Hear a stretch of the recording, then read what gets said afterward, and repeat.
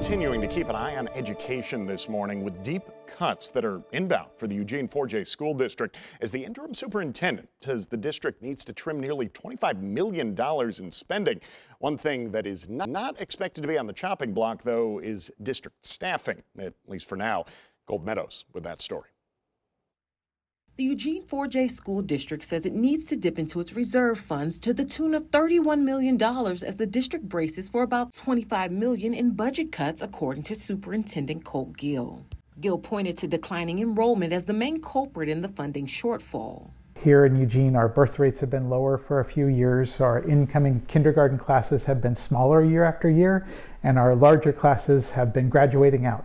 So we're becoming a slightly smaller school district. Besides lower birth rates, Gill claims housing costs are making it difficult to move into Eugene. And when the district loses enrollment, they lose both state and federal funding since that money is allotted based on the number of students in the district. Even as enrollment continues to fall, the district says it does not plan to lay off any employees, instead cutting costs by not filling vacant positions and relying on retirements and resignations. The goal, in Gill's words, is to limit impacts on students through their budget values framework, which focuses on increasing equitable outcomes, student and staff safety, and engaging the community. When we're making reductions, we will reduce things that are as far away from those three goals as possible.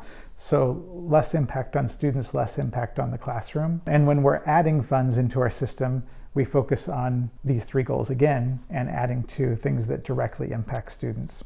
So if we go forward with these reductions, and it's somewhere between $15 and $25 million, the focus will be first on things that are not related to staffing. More than half of the reductions for the county's third largest employer will come from non-staff expenses, including eliminating contracted services and reserve funds for maintaining buildings, according to the district. It will also cut supplies, materials, and operational costs. If the need arises to look at staffing, they'd start by cutting positions that are further from the classroom, Gill said. The district's annual general fund budget is $300 million, which is comprised of local revenue and state funds. 10% of that general fund is to be funded over the next 5 years through 2024's successful school levy. Meanwhile, as another source of funding has run its course, the services it brought to the district are in high demand, Gill said. Temporary COVID relief funds that stopped in September were used to beef up staffing for mental health and academic supports for students. But those positions aren't temporary, adding to budget needs. You said that you hired staff with COVID funding for temporary funding. Why weren't those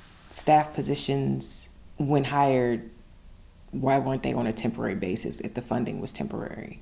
The need for students has outlasted the funding, is what I would share there. So our students still need mental health supports, our students still need additional academic supports. We're still catching up from the impact of the pandemic. The district's funding is tracked by a budget director, a finance director, and its business manager. In Eugene, I'm Colt Meadows.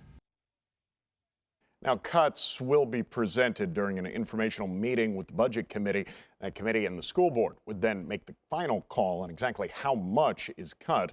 Public can comment on that budget process, though, during budget committee meetings and school board meetings.